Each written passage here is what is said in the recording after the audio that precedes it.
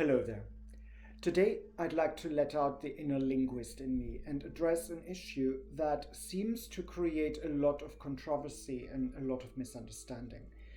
The words active and passive in gay terms seem to have a very particular meaning, and that meaning is particularly associated with the act of making love and who is sticking what into what.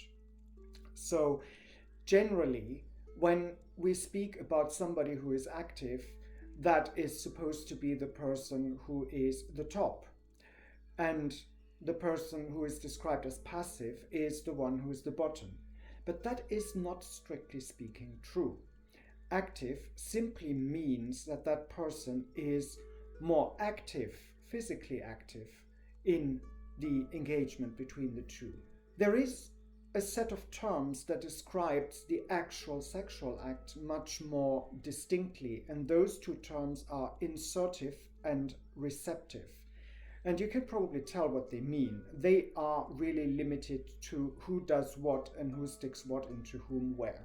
Those two terms aren't really used in that sense because they've been superseded by active and passive.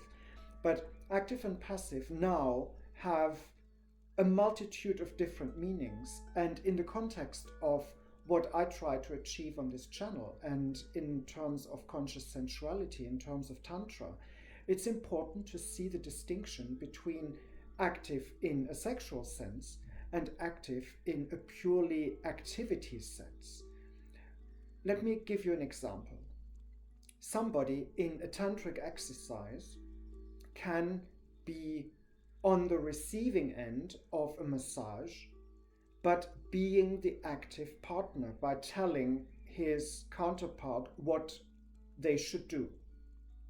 A typical example outside of the classic tantra environment would be bondage, where the person who is being tied up is technically in control, even though they look like they're completely out of control, but they call the shots, if it's done properly, obviously.